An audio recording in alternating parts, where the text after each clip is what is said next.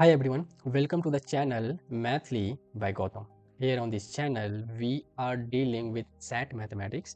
And who's to watch this lecture, I want to make it very clear. Those who is struggling with mathematics and those who does not have any idea about mathematics, this theory lecture is for them. Those who know basic and those who want to revise, they can watch this lecture. And those students who want to score 800 out of 800, there is a very important information in the last of this video, so they can skip the initial part and they can directly jump to the last to get special information for those students who want to score full marks, right? So let us start with this lecture. In this lecture we are going to study about linear equation in one variable. This topic is actually considered as the heart of algebra, right? So let us study about the linear equation in one variable. Now what do you mean by linear equation in one variable, right? In mathematics you will come to know about few terms like linear, quadratic, cubic, and y-quadratic, right? So what does this linear means? Linear means an equation in which the highest power of the variable will be 1. Now what is variable? So variable is defined as a quantity in mathematics whose value can vary, means it can take different values. For example, in this equation ax plus b is equal to 0, right? So this x can take any values, it can take 1, 1.5, 2, negative 0, any value, right? But the value of this a and b will be fixed, and hence this a and b are constants. Also, this a is called the coefficient of x. Why? Because it is just connected with the x. So any term which is connected with the variable, we give name coefficient. Got it? So let us move further. Now there is a principle called the balance principle. What does this mean? It means that whenever will be solving linear equation, what you need to do, you will perform operations, right? In linear equation, there will be left hand side, there will be right hand side. These are called equations because there is a equal to sign, right?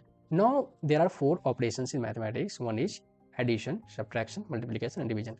This principle says that whatever operation you will perform in LHS side, you have to perform the very same operation in RHS side too, to balance it. If we are performing addition, then you have to perform here addition. If you are performing subtraction, then here you have to perform subtraction too. If you are performing multiplication, then you have to perform multiplication here, and if you are performing division, then you have to perform division here. Now here I want to make sure that whenever you divide, you have to make sure that you are not dividing with 0, because you are not allowed to divide any number with 0 in mathematics. Got it?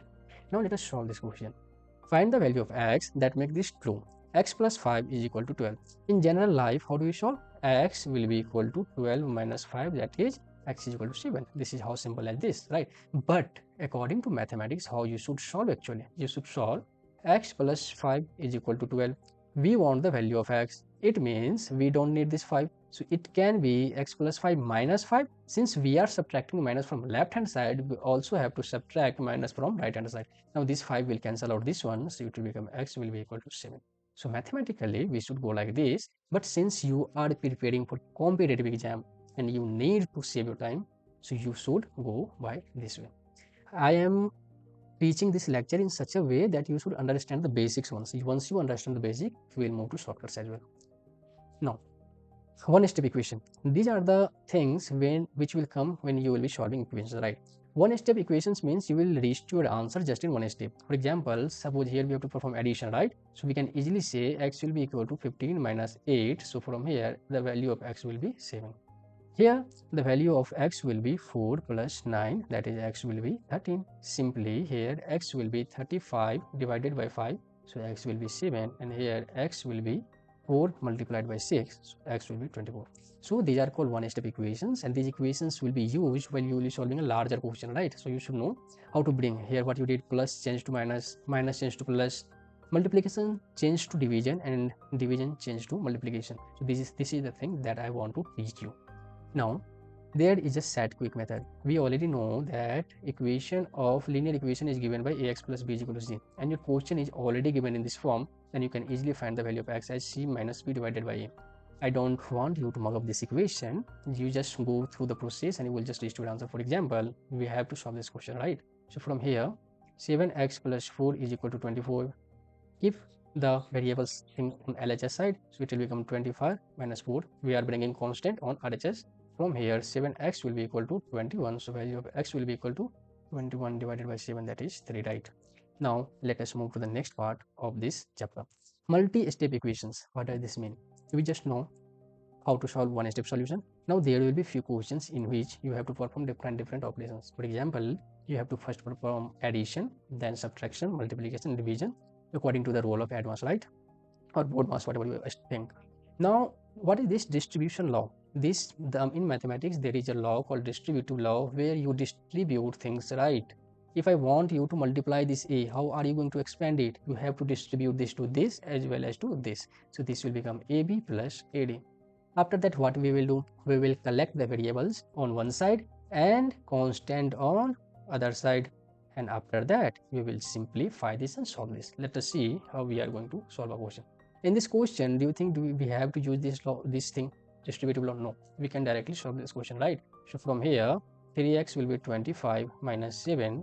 So 3x will become 18. So 3x will become 18. So x will become 18 by 3, that is 6, right? Let us move to the next question. Now, what do you think? In this question, do we need to apply this distributive law? Yes, we know. But what many students do, they do a lots of mistake. What they do, they multiply this, but they forget to multiply this to this as well. So we can write it as 6x minus 3 plus 4, and this will become 5x plus 7, right? Now, what we will do, we will separate variable on one side and constant on one side. So it will become 6x minus 5x, right? And this will become 7 minus 4 plus 3. So it will become x, and this will become 10 minus 4, so value of x will be 6. I am doing each and every step very clearly and from the basics so that every student will get it. Got it? Let us move to the fifth part of this chapter. Variable on both the side. Another type of question that you will get is that there will be a question like that. 3x plus 2 is equal to 5x plus 7. What will you do? Separate variable on one side, separate constant on one side, and just simplify it. So from here we can easily do 3x minus 5x, it will become 7 minus 2. So this will become minus of 2x equal to 5. So the value of x will be equal to minus 5 by 2. Do not forget to use this sign minus. Got it? Let us solve an example on this. How are you going to solve this, right? So it will become simply 2x minus 5x, 3 minus 15. Got it? So it will become minus of 3x, right? And it will become minus of 12. Now this minus sign will cancel out. So from here, the value of x will become 12 divided by 3, that is 4. Got it? Let us move to the distributive property. As I already told, distributive property is nothing but you have to distribute to this as well as this, keeping this sign alive, right? So a multiplied by b plus c will be ab plus ac. Let us move to a question. How are you going to solve this question? We will distribute it to this as well as this. So it will become 6x plus 12, that will be equal to 30. So 6x will be equal to 30 minus 12. So 6x will become 18. So from here, x is going out to be 3, right? Let us move to the next part. How are you going to solve this question?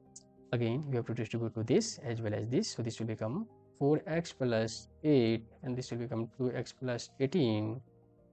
Then separate variables, 4x minus 2x, this will become 18 minus 8.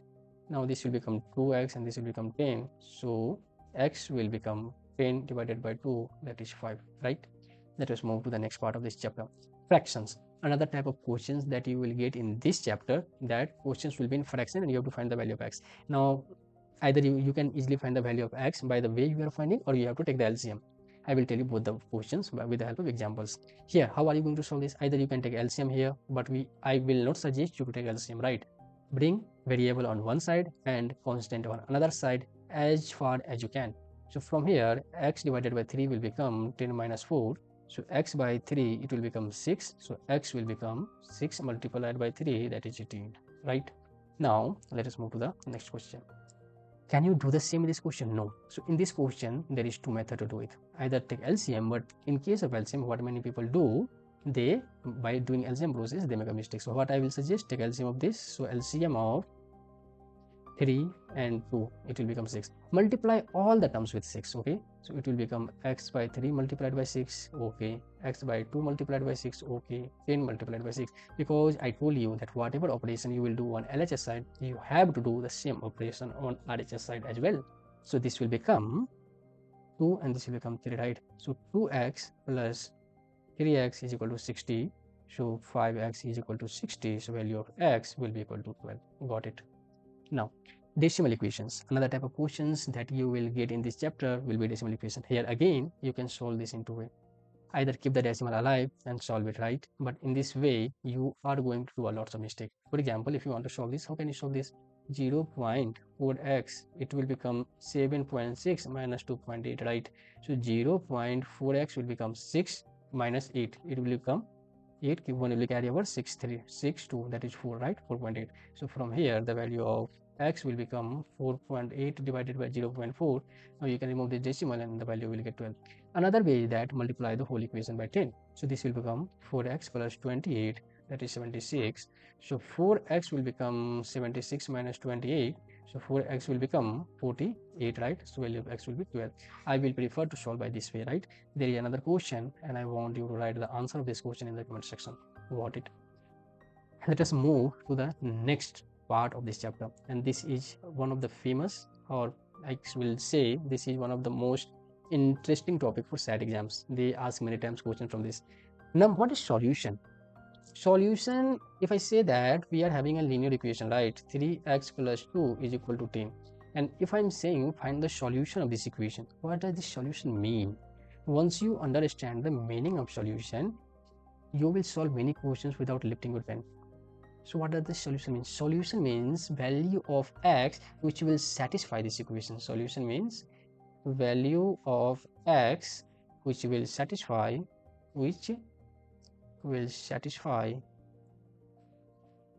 this equation, right? So from here, if you want to find the value of x, it will become 8 divided by 3. So 8 by 3 will be the value that will satisfy this equation, and hence this x will be the solution of this equation. So a linear equation can have any of the three equations. Either it will have a unique solution. For example, we had in this case only the value of x, that is 8 by 3, can satisfy this equation, except that there won't be any value which will satisfy this equation, right? Apart from that, it can have no solution. Means there will be no value of x that will satisfy this equation. But are you going to find that value? That will not be the solution of this. No. Whenever you solve a question and you will arrive to a conclusion that LHS can never be equal to RHS, then you should know that this will not be going to the solution and there will be no solution to this linear equation. For example, let us solve this equation, right? Here you can easily cancel out. Okay, let us not cancel out. We can write it as 3x minus 3x. It will become 8 minus 5. So 0 is equal to 3, right? Right? Either you can do this. 0 can 0 be ever equal to 3? No. 0 can never be equal to 3. It means it's a false statement. And if it means that it's a false statement, it means that there will be no solution of that linear equation. Okay. Now, if I'm saying solve this equation, can you say 3x minus 3x will be equal to 5 minus 5? That is 0 is equal to 0. Is it always true? Yes. 0 is equal to 0 or 5 is equal to 5. How this 5 is equal to 5 came? He directly cancel out this, right? So, is this always true? Yes. And if something is always true, then there will be infinitely many, means all value of x will satisfy this equation. Got it? For example, solve this question. Now there is a golden SAT rules. Whenever you have to find either a unique solution, no solution, many solution. Whenever you see that x is getting cancelled out, for example, x plus 5 is equal to x plus 10, right? Now x is getting cancelled out here. So from here, we are arriving to a conclusion that 5 is equal to 10. So as soon as it gets cancelled out, stop solving there. What you have to see, is this a true statement or a false statement? If this is a true statement, then there will be infinitely many solutions. If this is a false statement, then there will be no solution. For example, here we are having a question, how many solutions does this equation have, right? Can we cancel out this 4 and 4x? Of course you can. So from here, we are getting 7 is equal to 10. Can we ever get 7 is equal to 10? No. So there will be no solution. I hope you are getting things right. Now, let us move to the word problem. Now, these are the concept or types of problems a linear equation in one variable can have. But do you think SAT is that easy? No. Actually, it is easy. But what they will do, they will not give you that equation very easily, right? they will give you in words. They will try to make you, or they want you to make an equation and then solve it. Okay, so in word you don't have to do anything.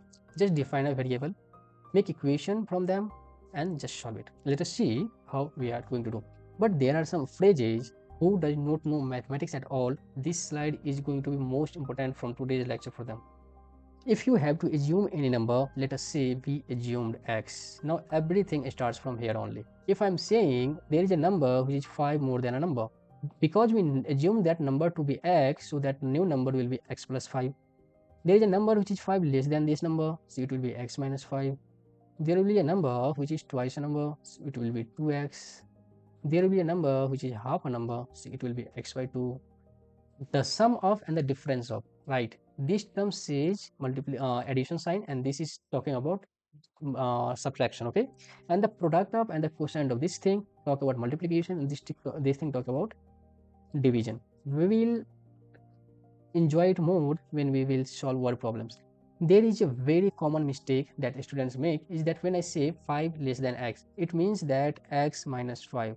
Now, if I'm saying 5 minus x, it will mean that 5 minus x, and both of these is very different. You will get very different answer from this minute sign change. Got it? Let us move to the next part. Practice this question. 5 more than twice a number is 23. Find the number. We don't know about the number. Let us assume this number is x. Now twice a number means that number is 2x. 5 more than means plus 5. And this is how much? 23. Got it. So 2x will be equal to 23 minus 5. So from here 2x will be equal to 18 and x will be equal to 9. I hope you are getting how we are solving this question, right? Now, real world constant. This is one of the favorite topic of set. In real world, let us suppose there is a car company. Now that company is renting cars, right? So how they rent in real world? They are like that. Third, there will be a fixed charge for that, and there will be a charge per day. If you want to keep it for 1 day, then you have to give that fixed charge and charge of 1 day. If you want to keep it for 2 days, then you have to give that fixed charge and charge of 2 days, right? So can we say that total amount that we will give, it will be equal to fixed charge plus rate of 1 day multiplied by number of days. Let us say the number of days is x, right? So many questions you have to use this equation. You have to write total amount will be that fixed fee as well as rate multiplied by the quantity of one or the number of days per, right? And in many questions they will ask you that the sum of two consecutive number is this, sum of two consecutive integers is this. Now if you know about number line, so if this is 1, so what will be the consecutive integer? 2. How can we get it? Let us say this is x, then if you add 1 to x, then you will get 2, right? So we can get next integer by adding 1. We can get previous integer by subtracting 1. Got it. So let us solve a question. A gym charges 50 registration fee and 20 per month. Got it. So 15 will be a fixed charge and 20 will be the rate of 1 month. If total cost is $115, how many months was in the membership? So total amount will be equal to fixed amount plus rate of per month multiplied by number of month. Let us say number of month will be x. The total amount is 115, fixed one is 15, plus rate is 20, and the number of month is x. Bingo, we solved it. So this will become 100, this will become 20x. Now from here the value of x will become 100 divided by 20, so it will become 5, right? I know how we are proceeding this, why we are doing addition, subtraction, multiplication, how we are doing this thing. I know you know this. If you don't know this, write in the comment section. I'll make another video on this, right? Let us move to this question. The sum of two consecutive integer is 41. What is the smaller integer? Great question. Now, sum of two consecutive integers, do you know that integer? No. Let us say one integer is x and another integer is x plus 1. Its sum will be x plus 1, and how much it is? 41, right? So from here it will become 2x plus 1 is 41. So 2x will be equal to 40. So value of x will be equal to 20. Our question is not ending here.